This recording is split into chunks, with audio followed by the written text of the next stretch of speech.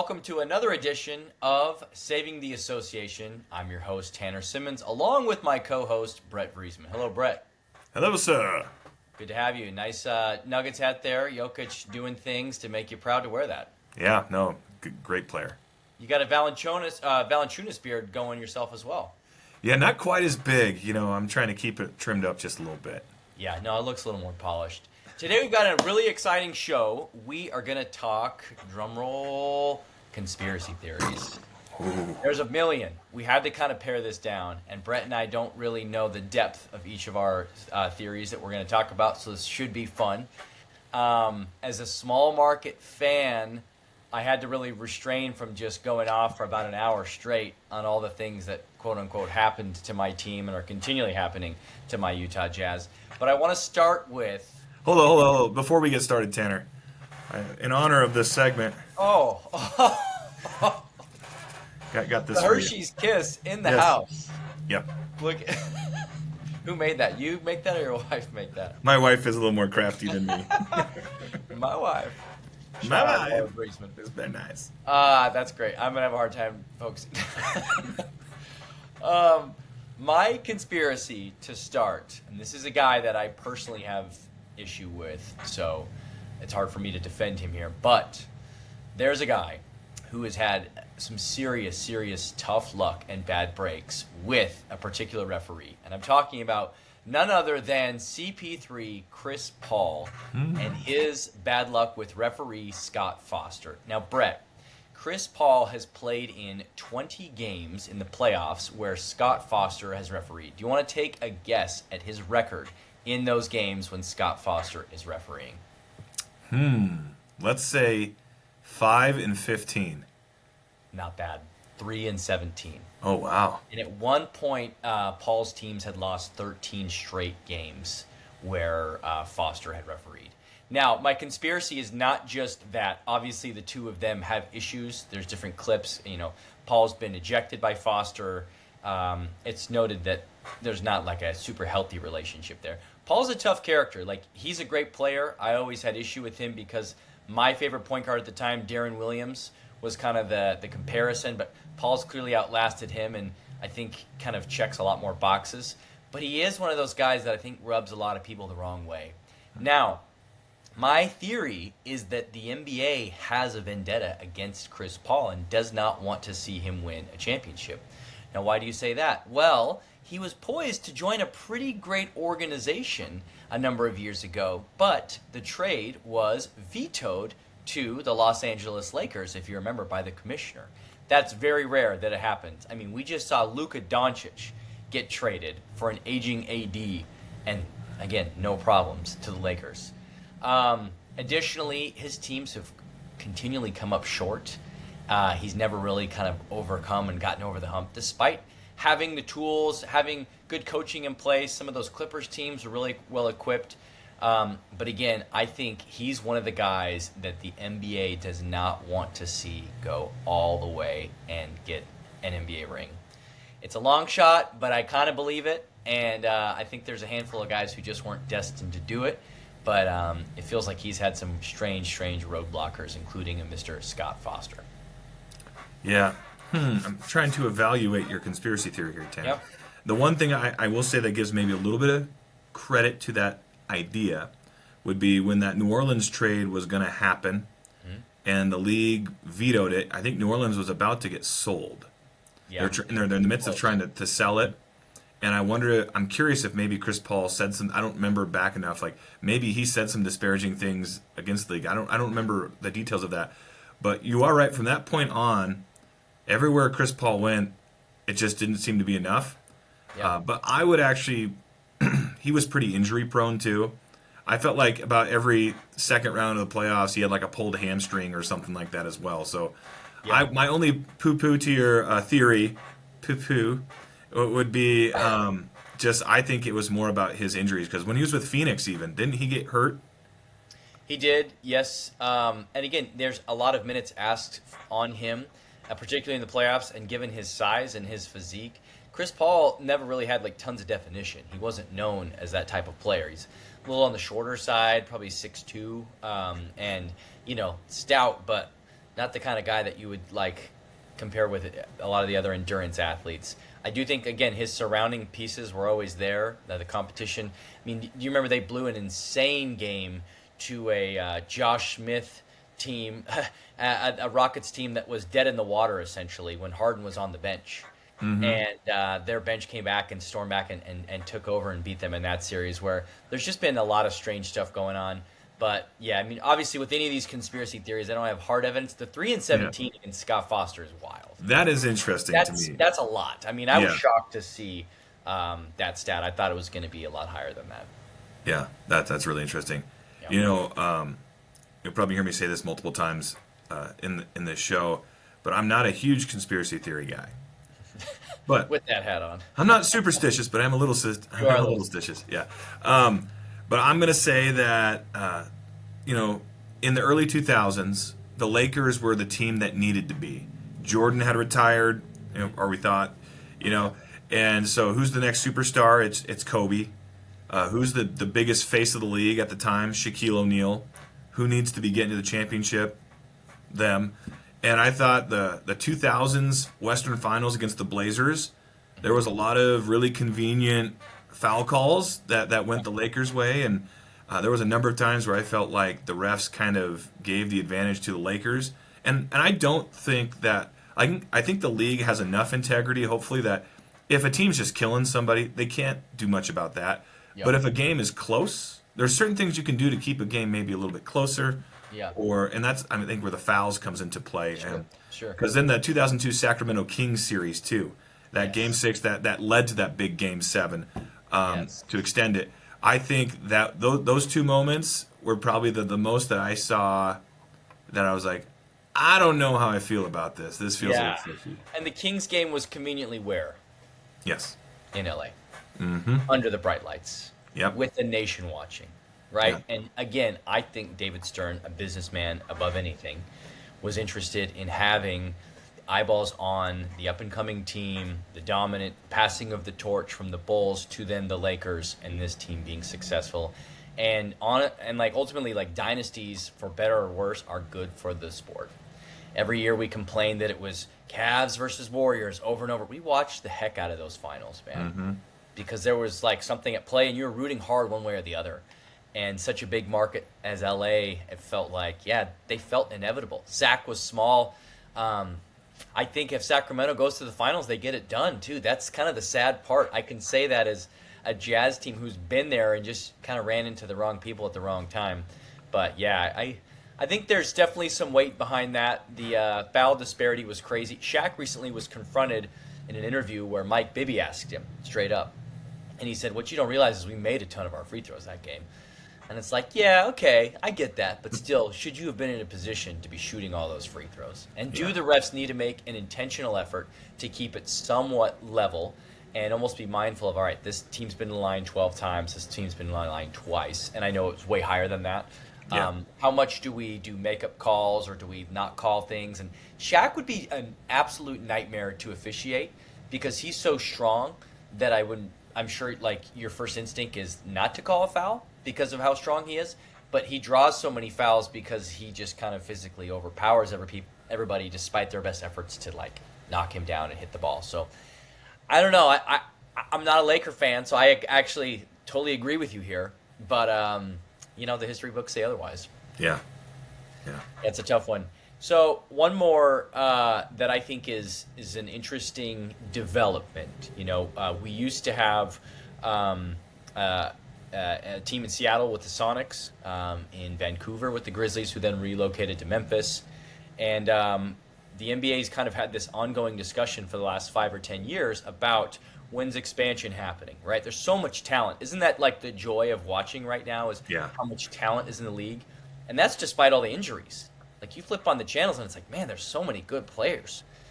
Now, this conspiracy is there will be no other domestic NBA teams in a future expansion. The NBA is just trying to keep people happy and tease it for a little while, because I do think the next move is going to be out of the country. Most likely, in my opinion, Mexico or Europe. They're really pushing the NBA Europe initiative, and I don't know how they're going to make that work logistically. But I don't think we're going to see a Sonics team in Seattle. We might see a Vegas team, and in that case, if you have to make up for a second team to match, then perhaps, and maybe New Orleans gets moved to one of. I think it's probably more realistic that New Orleans would get moved to Vegas than they would actually open a new market. But I don't think a domestic expansion is going to happen. Despite people teasing it, despite there being talk about it, I feel like the NBA knows they kind of did some people wrong, or the ownership, that they sold the teams to. But they kind of want to just dangle a little bit of hope out there, despite them having no plans to stay here and expand. Do with that what you will. I'm going to give a little hope to this Seattle fan. I still think it's going to happen domestically. I think it's got to happen. There's so much talent. I'm not sure how financially, even like moving over to Europe and having like a team or two over there. That's just so far away that, I mean, how do you reconcile all the international flights? I know NBA is not a small business by any means. But that's just a lot of travel too on bodies and time changes and I don't know. That just sounds really unrealistic. Mexico City, maybe, but even then, like it feels a little funky. Yeah. So I don't know. We're not the International Basketball Association. We're not. But look around the league. Who plays for us? Yeah. Mostly international guys. And where do they want a lot of the fandom here has been tapped into. Where is the potential fandom still lying? I guess when you're looking at it that way, business expansion-wise, to go global makes sense. I personally don't love it right now, but I know that's where, as a business, like Adam Silver's head is. And if you think about some of these East Coast teams, these are 5-hour flights over to Europe. It's not like crazy. Now, the West Coast teams, yes, that's insane. And, they got to deal with it. And they would have to figure out some kind of stretch of really making the most of their time there and being efficient with the visits, and same with there'd be longer road stretches, right? And that's the problem is okay, so you go to Cleveland, then you hit up Indiana, Chicago, you're in a region. Yeah. Like you go over there, it's like a one and done. You're flying, you're spending a whole day flying over. Yeah, and I would imagine they would probably do 2 teams. I can't imagine they're having one team over there. You know what I mean? Because that team would be on the road nonstop all over America, and then come back for a game or two. That just doesn't make any sense. So I think that team would be exhausted. But again, I think Mexico is probably the most probable because there's a huge potential crowd, down there waiting for basketball. So would you say so in terms of conspiracy theory, do you think they're dangling it in front of both Seattle and Vegas, or more just Seattle? Do you think Vegas is probably going to get something? And would it be Vegas, Mexico City in your opinion, or would it be? Yeah, that's what I think. Okay. Vegas, Mexico City, because I think Seattle's got a baseball team, it's got a hockey team, it's got a football team, it's got a WNBA team. It's got a lot of things. It's not completely fledgling. Yeah. I just think the potential of how many millions of people live in Mexico City versus how many people are in Seattle with the Blazers, down the road. I mean, they're not close, but they're not super far away. So I hate to say that. I love the idea of a team in Seattle, but I'm something would have happened by now. They just keep putting it out there, So Mexico City feels more probable to me, and that's my theory. If I had a tin hat as beautiful as yours, that's what I would say with my whole chest. When it comes to NBA conspiracy theories, I think the one realm of the NBA that sometimes it's been oh, that's really convenient kind of moments has been through the NBA draft. Yeah. And I'm, like I said, I'm going to believe in the integrity and the system of it, but I thought it'd be fun to play a little game called Convenient Coincidence or Draft Conspiracy. All right. Okay. So what we're going to do is we're going to go through some of the picks in the history of the NBA that have been a bit maybe questionable, or not picks, but draft positions, and and vote that your way. And you can decide if you think it's coincidence or conspiracy. Gotcha. Sound good? Yeah. All right. So, local homegrown kid LeBron James getting drafted to the Cleveland Cavaliers. Convenient. Is that coincidence or conspiracy? Here's the thing. This is a great one. I haven't considered this for a little while. Convenient because he lives close. But I lean convenience and not conspiracy because They were terrible. They were terrible, and that's not a market that the NBA was really trying to prop up and sell. I mean, Mark Price, Brad Daugherty, like, they had a fun run. They came up short to those Bulls teams, but it wasn't like, man, if we could ever salvage Cleveland, that would be it. I don't think that's even like a huge potential, like, TV or like ticket market. Now, obviously, he did the most of it, but put Braun in any city, I mean, that city's going to take off. So I lean convenience. Unless some information came out about LeBron being scared to live somewhere else, which I kind of doubt, but like, yeah, I lean convenience on that one. I just wasn't sure. My only leaning towards conspiracy, which I would lean towards convenient mostly, is like the story of a homegrown kid getting to play in front of his crowd. Like, that's kind of a cool story. All right, next one, in a similar vein, is Derrick Rose getting drafted to Chicago Bulls, hometown Chicago kid. Yeah. We had a 1.7 chance. Sorry, not we. The Chicago Bulls had a 1.7. It's you. You're part of it. I'm a part of the organization. Had a 1.7 chance of getting the first pick and nailed it. Yeah. That feels a little conspiracy to me, especially given the peaks and valleys of that Bulls team post Michael Jordan. And I think there was some, like, the Bulls had become a brand and an icon. And, they're printing stuff internationally. You'll see Bulls gear still as a result of those 90s teams. So, the first opportunity to kind of build it back up, that's not Eddie Curry. Yeah. Well, we forget we had the second pick. Jay Williams got in the motorcycle crash. Yes, too. That's right. Yeah, that's right. Yeah, I lean conspiracy more so on that one. I don't know that it really mattered that he was local. That's fun. It's a nice extra tidbit. But Chicago's you're like a upper mid market, lower big market. Would you say? Kind of one of maybe the fourth or fifth. We're one of the bigger market. ones. Yeah. Yeah. I mean, there's really only 2 or 3 in my head that really like jump out, but you guys are like just below that. And so, I think that's a conspiracy, though, that the Bulls needed to be good again, and Derek felt like a great pick. All right, how about this one? How about in the same vein of Chris Paul not getting traded to L.A., what about Anthony Davis to New Orleans, that first pick that they got right before they sold the team? Oh, 100% stay. Yeah, I mean, here's the thing. I want to believe that. Again, like the NBA... like doing their part to help out like one of their own with New Orleans, right? Because they kind of governed it for a minute. But then like my team just getting hosed on some of these drafts, I feel like we're due. So like that's where I'm like, is it fair? I want to believe that it's fair. But then I'm like, until we get one, like I want it to be rigged if it helps me. Does that sound terrible? I can understand. Rigged if it will help me. But I do think Anthony Davis was a very, very convenient addition to that franchise, in their kind of desperate time of need. Okay, how about the most recent? Oh, my gosh. Cooper Flagg going to Dallas after trading Luka. Million % conspiracy. There's no way that there isn't a conversation, and again, if this is ever found out, then, people are doing jail time. But there's no way that there's not a conversation around, the league ratings, which this is what the whole show's about, right? Being better off if Luka's maybe in a better market. Maybe he's disgruntled in Dallas, and they want to move off of him. And in return, conveniently, 1.8%, slightly better than your Bulls, 1.7%. They land the number 1 pick who's been touted for a couple years in Cooper Flagg. Like, I mean, it felt so just, I don't know, calculated or very, like, orchestrated to me. Obviously, we can't prove it, but, man, it was unbelievable.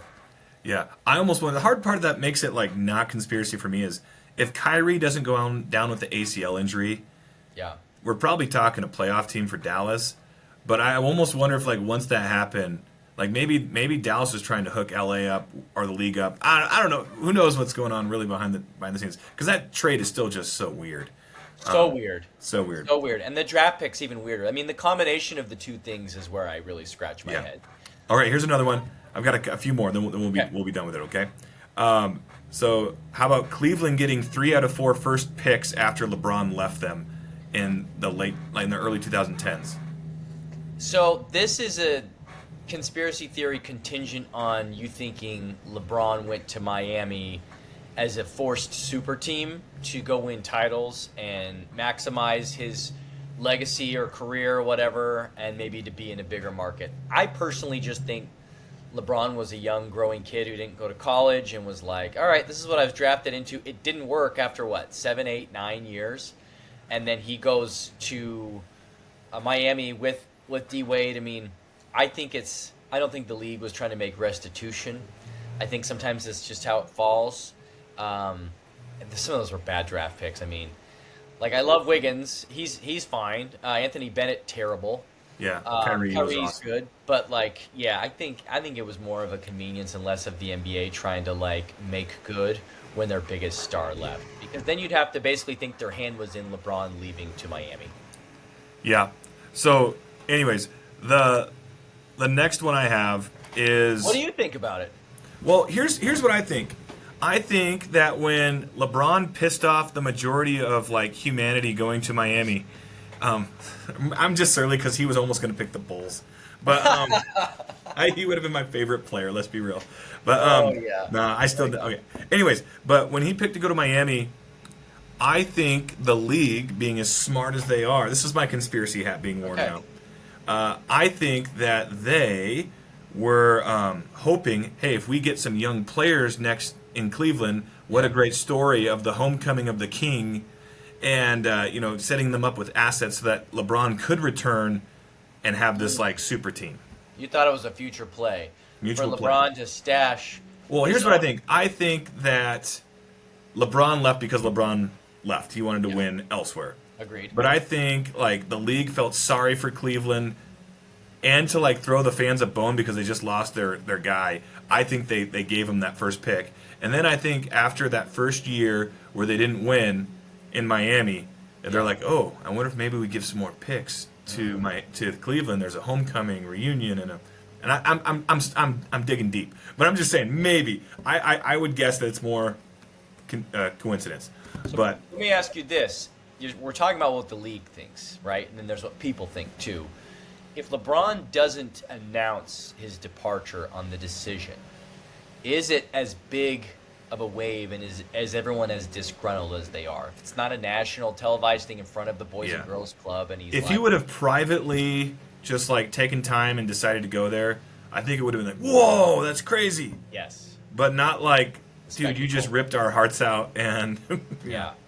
Stop. Because there was so much. Oh, is he thinking about New York? Oh, I heard he's thinking about Chicago. Oh, I hear he's, and Cleveland pretty much knew he's leaving us, isn't he? And they're just like waiting. And he drags it out. Yeah. Feels a lot like when Gordon Hayward left. Just kidding. Not the same way. Last one I have is the San Antonio Spurs getting David Robinson first pick, Duncan first pick, Wemby first pick, 3 times a generational franchise-changing superstar that reignites this small market team. I think it's really heavy towards the coincidence, but what are the odds that you get like 3 7-foot plus people that are just like game changers?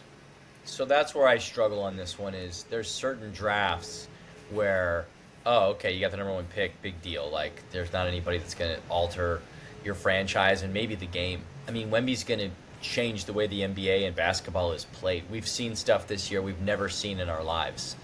And it's like, again, like you said, a cornerstone. You're drafting a cornerstone, and they've had that, and there's been such a dynasty. And the NBA almost treats the Spurs like their teacher's pet. They're like the prime example of ball movement, of teamwork, no drama. Yeah. Well, let's make an example of what a small market should be. So all you small markets can quit complaining about being a small market. Yeah. Yeah, and maybe that's like, here, you got my conspiracy wheels turning here. Maybe that's a good way for them to check the box of like, look, small market teams win too. Let me look at these guys, It's like, yeah, well, they had no business after David Robinson goes out getting Tim Duncan. And then, I mean, they were bad when they got Wemby. It wasn't like they were coming off of like, They had like about an 8-year stretch where they weren't very good, right? But like the end of the Kawhi era and stuff kind of died down. They moved off of him. And so, it wasn't so crazy. Like, oh, yeah, the Spurs. Yeah, if it would have been like boom to boom to like back to back to back, that would have maybe. Yeah, that probably would have raised, I think, a few more concerns. But, yeah, I have to lean coincidence. But if the league knew what they were doing and wanted to prove a point that small market teams can do it, and they definitely loved Pop and they loved R.C. Buford in the front office and just the way everything was run. I mean, that does feel like the golden child of small markets. Well, just to close, this isn't necessarily conspiracy theory, but it is. I do think the league likes storylines, and I feel like every year there's a very convenient storyline that makes the finals. Sure. Like I think Indiana even last year making the finals. What a fun story. Yeah. But they weren't going to let Indiana win the finals. They got lucky that Tyrese got hurt. But I mean, why do you think all the foul baiting, like all that stuff that happened last year? Yeah. I think it was Shea's year to win it, and the same with like Jokic the year he, I mean, he's been the best player. He had to make it to the finals, and get one. And I still think he deserved. Like, don't hear what I'm now saying. Everyone that got there deserved it. But I think there's been certain things that happen. I think there's once in a while where you can't control stuff. Like I think Toronto winning it that one year, they had KD and Clay go out for the Warriors, and that's really why they got him.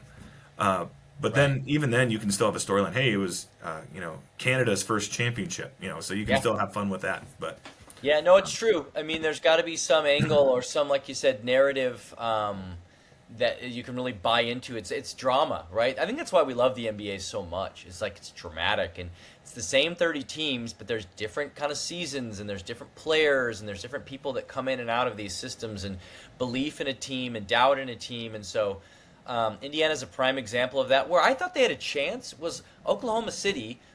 They have the MVP, right? Like they're solid, but they're still a small market team who drafted really well. And it's not like they're some power market. I didn't feel like it was like Pacers, Lakers, and it was like Lakers are for sure going to win. They're playing a whatever Midwest small market team. And so that's where I kind of had a little belief, and it did kind of help me feel good about it. Even as much as I don't like this Thunder team's amazing. They're so deep. They're so good. I mean, they're a small market team. They're likable too. If they just weren't, they work hard. They're good dudes together. They get along. Yeah, so we'll see. We'll see what this year's storyline is, And if a guy like Wemby gets in the playoffs, like, I don't know. I don't know if these conversations are had. I don't know if ratings are better if Wemby moves forward or, LeBron's nearing the end of his career. That's where I have some conspiracies of, like, are they going to try to get him a little bit more success? He's kind of done as far as playoff wins, I think, but you never know. They've retooled, and I don't know what his last chapter is if he leaves. That's a whole other episode we can cover sometime. Yeah. Well, great. Well, that wraps up our conspiracies. We know you have some. Please leave them in the comments and don't hold back. We want to hear all your wildest, most unhinged, unproven, as most of them are, right? We feel like we have some proof with some. And we look forward to chatting with you again next week. A lot of great storylines playing out. We're going to have probably a whole tank episode coming up because 30 people got in line, or not 30, but about 10 teams got in line for that. And so that's going to completely change the way the rest of the season plays out. And like and subscribe, tell a friend. Let's share this with the rest of the basketball fandom. Appreciate you watching. Yep. Have a good one.